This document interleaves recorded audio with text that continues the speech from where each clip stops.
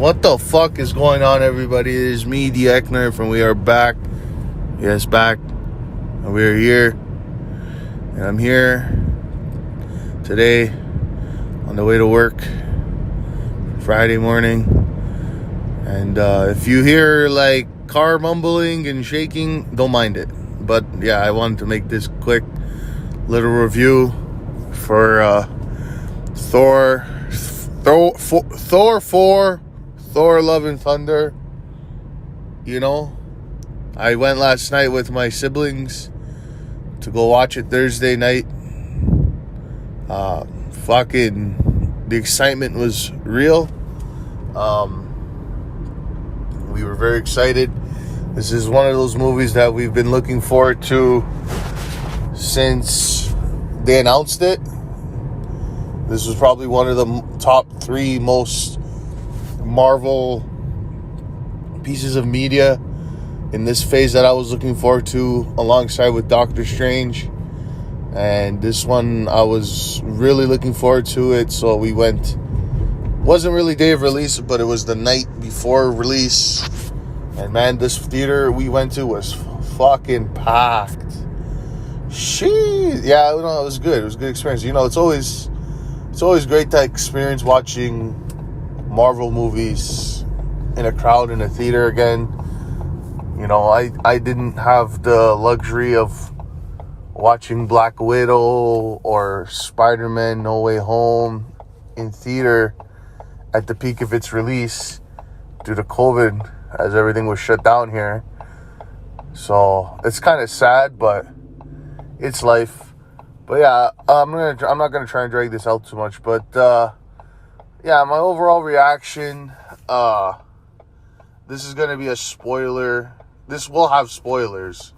So if you haven't watched the movie, don't do this. Go watch the movie.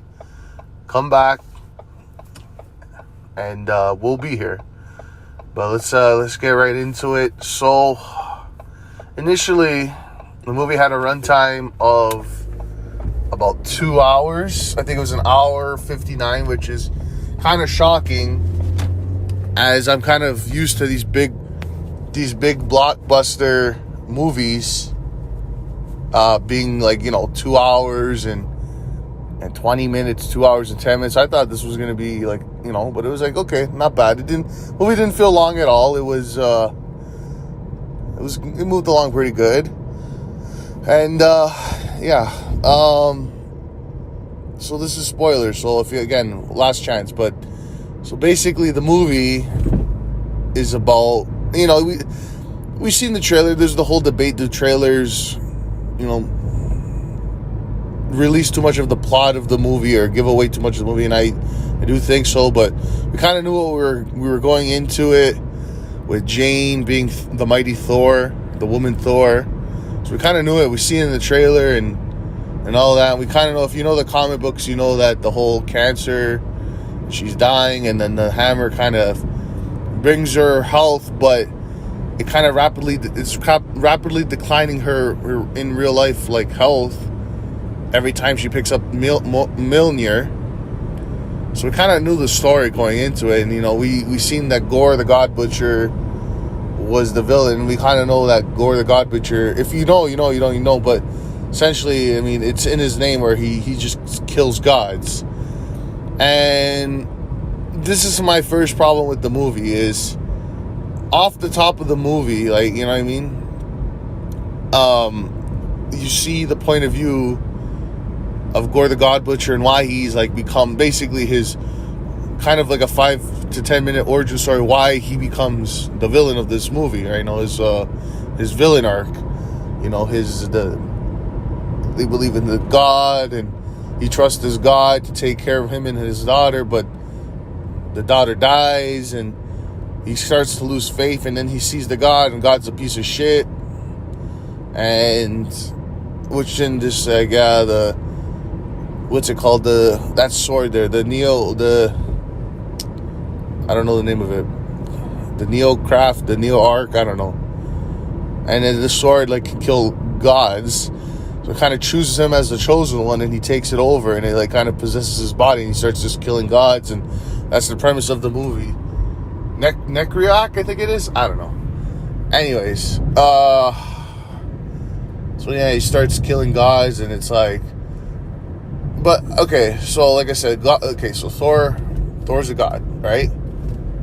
So obviously there's a problem there. This is a beloved character that we all love. We've seen throughout the years, and we obviously don't want him to die, but you're telling me early on that for the movie that these gods that watch over their people are basically dicks. Well, I guess I don't think all of them, but most of them are. And it's like, this guy's going around killing them. It's like, why do I really care? I guess the only reason I do care is because, like, oh, this guy's kind of coming to kill Thor at Asgard, the new Asgard. So you're like, okay, I don't want that to happen. So like, okay, now I'm hooked in because, man, this guy's weak, but this sword gives him like incredible power. He could just like destroy planets. You know what I mean? So this is some serious business, right? But like, oh, Thor is like one of the strongest Avengers. It's debatable. He could be the strongest Avenger. I don't know. And okay, so we're going in the movie, whatever, and it was a lot of dialogue. You got your Marvel, you got your action.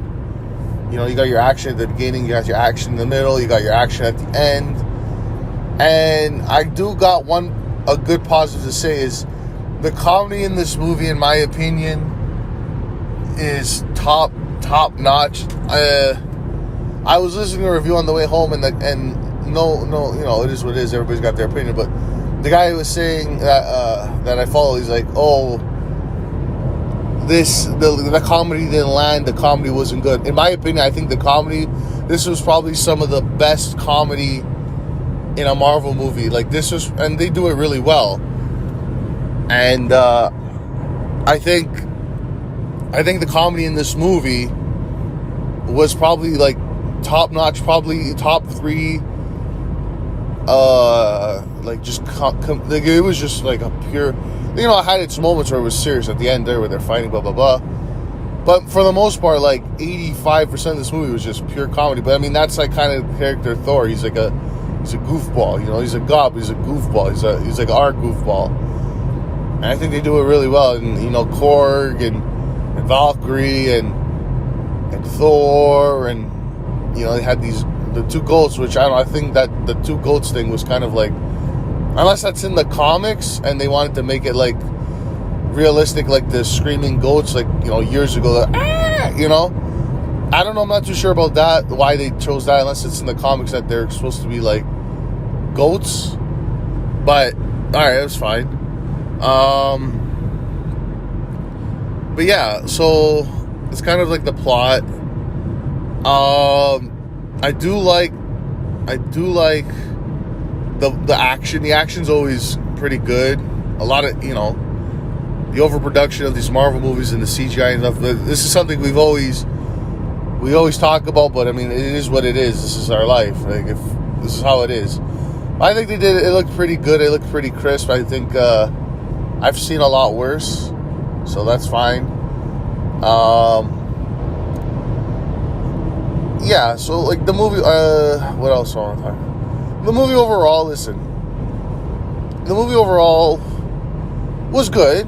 I enjoyed it, but in the end, walking out of the theater, I was kind of disappointed, to be honest. Like, I was like I look at it like this. I'm working this week, and I had three things to get me through this week that I was looking forward to. And one was AEW on Wednesday. Every week we got Dynamite at 8 o'clock. Thursday, when I went to watch Thor after work. And now, Friday is The Boys season 3 finale. So 3 things that I've been looking forward to. And so far, Dynamite's disappointed me. Thor's disappointed me. And now I'm kind of worried about The Boys, but I do think The Boys season finale is gonna be a fucking banger, and I might review it. I might watch it after work Friday today, whenever I post this or you're listening. But yeah, like I said, the movie's good. They do comedy really well. They do action really well. This is an OG Avenger that we've been following years, so everybody cares about this character. And another problem is, before I get into my overall rating and conclusion of the movie, the Guardians of the Galaxy were in the movie. At the end of the Endgame, they kind of became like a team, the Guardians of the Galaxy. I would have liked to see a little bit more of that. They were in the movie for like 10 minutes, not even like 5 minutes, and I get what you want to put them in there. It's like these crossovers. It kind of looks good in the trailers and stuff, but they realistically were not in the movie. This was just like the beginning of the movie. They're like, okay, you're going your separate ways, I'm going my separate ways, goodbye. And whatever, it was fine. Like, the Guardians were not very important in this movie, but I know it is what it is. They're not the center focus of the movie, and I kind of knew that going into it, that they weren't going to be very important to this movie. I know it's a Thor fucking movie. I already knew that was going to happen, but I guess they wanted to make, if you're a fan of the Guardians, you're like, if you're a fan of Marvel, you're gonna watch this movie no matter what. The fact of the matter is, you're gonna watch it. But like I said, overall, it was good, but I was disappointed. I don't think I had that level of like hype walking out of the theater like I did Doctor Strange. When I finished watching Doctor Strange, I was like, fuck, this is... there's no doubt about it. I do think Doctor Strange Multiverse of Madness is better than Thor Love and Thunder. And I know a lot of people didn't like that movie. I fucking loved it. I watched it the Thursday, the day before release.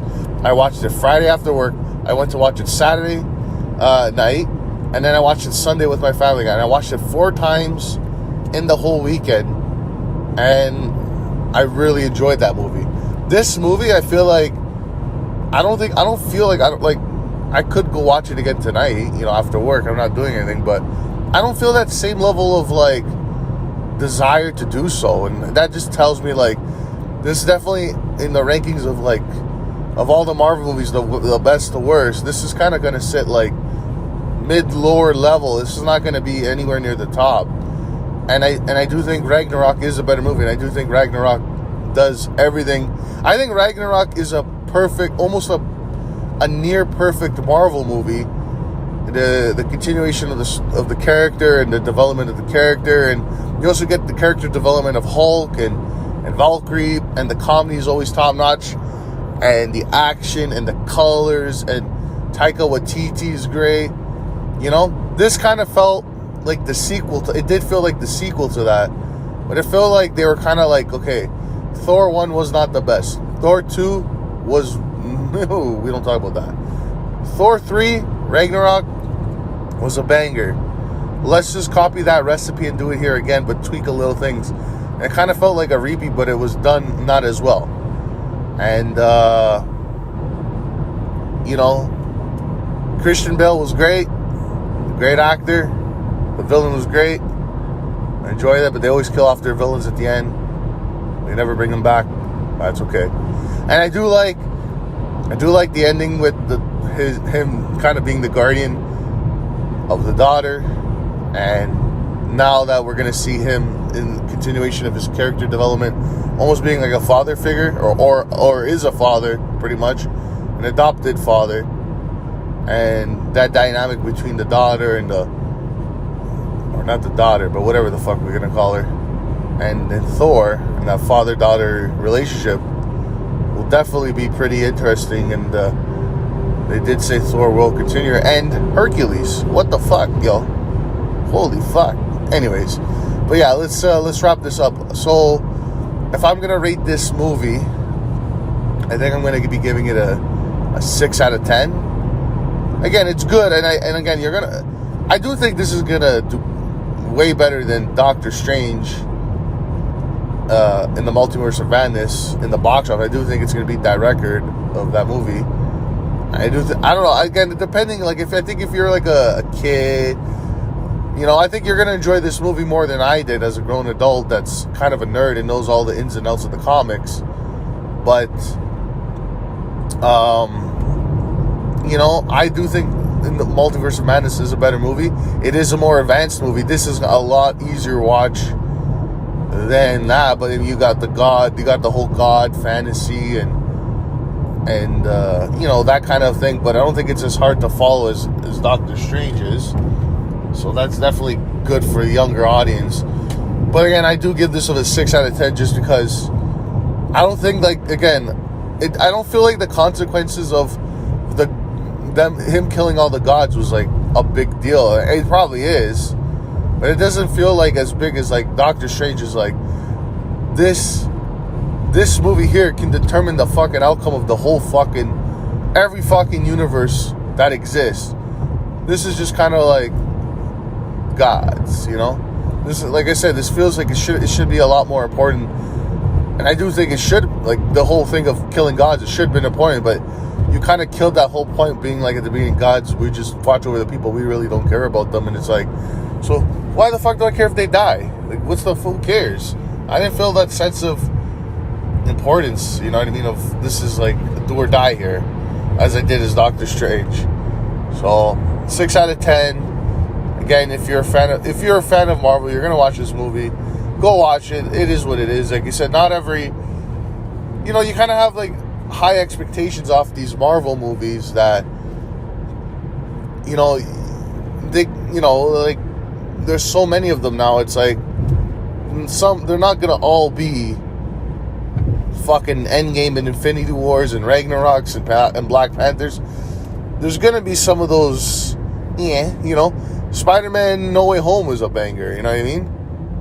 But, look what happened in that movie. This kind of didn't feel like to that level. But, 6 out of 10. Again, if you're a fan of the MCU, go watch it. If you got nothing to do, go watch it. It's still good. It's still a good time, and go watch it with your family. It's definitely a good, like, family night movie or date night movie, and this is going to do good at the box office, and I do think we get another Thor movie in a couple years. And next up is what? We got Miss Marvel concluding, which fuck that. We got She-Hulk show. We got fucking... the next movie is Black Panther. Very, very curious to see what they do there with the whole Chadwick Boseman passing away. This is going to be very interesting. We haven't seen anything yet. We haven't really heard anything.